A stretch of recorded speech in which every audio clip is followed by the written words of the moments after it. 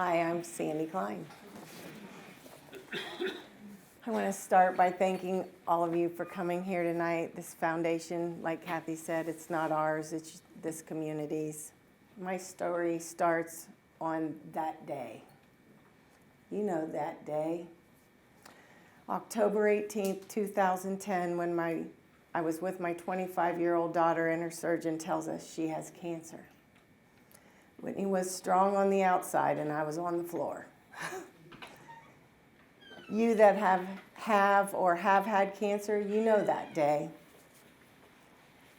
You that are caregivers and were there, you know that day. The feelings of anxiety, desperation, and panic set in, and you leave that doctor's office feeling helpless. That is where this foundation can help you. It is our hope that we bring you all together and you draw strength and hope from each other.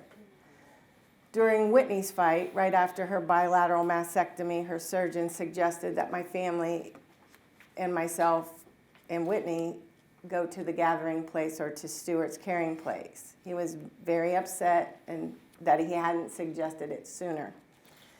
He was visibly distraught and he kept repeating, I just did a bilateral mastectomy on a 25-year-old girl. But how nice for him that he has a resource center in his town.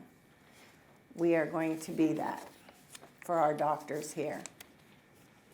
I did attend every Monday evening in Cleveland for about 4 months.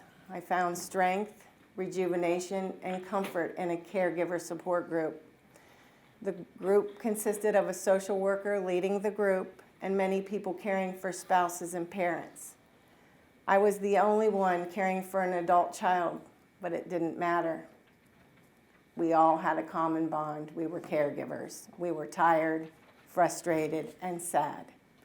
Never, ever did I question my role, but rather questioning why my daughter.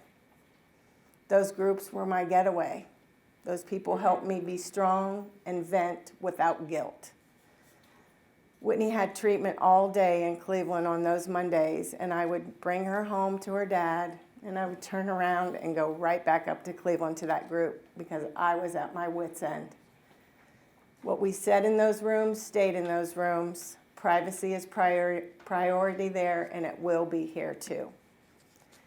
This is why we decided that we start with group support services immediately because of the need. The other cancer support centers have many other services, and we hope to too someday.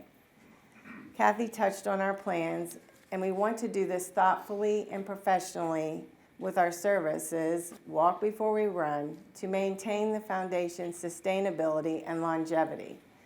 We will expand as we need. Music therapy, art therapy, Reiki, mesotherapy, financial advising, nutrition, therapy for children, and the list goes on and on. Whitney could have used help with little things like put your eyebrows on, how to tie a scarf, and skincare. Whit's End wants to be there for all cancer patients, no matter what stage you are. I have friends that are doing this or have done this alone. That will not happen anymore now that this foundation is in our community. No one will walk alone again. My story ends with Whitney passing in June of 2012. She would have loved to have been in a patient support group, but she couldn't physically get there. Maybe she could have gone if the group hadn't been so far away. If you feel that you want to help us with our mission, I would love it that you sign up out front, give us your information, and we will keep you informed of the events and our needs. Thank you to Wooster Community Hospital, the board and the advisors of Whit's End, Dr. B, and the licensed clinical social workers that are going to help us run these groups. Thank you very much.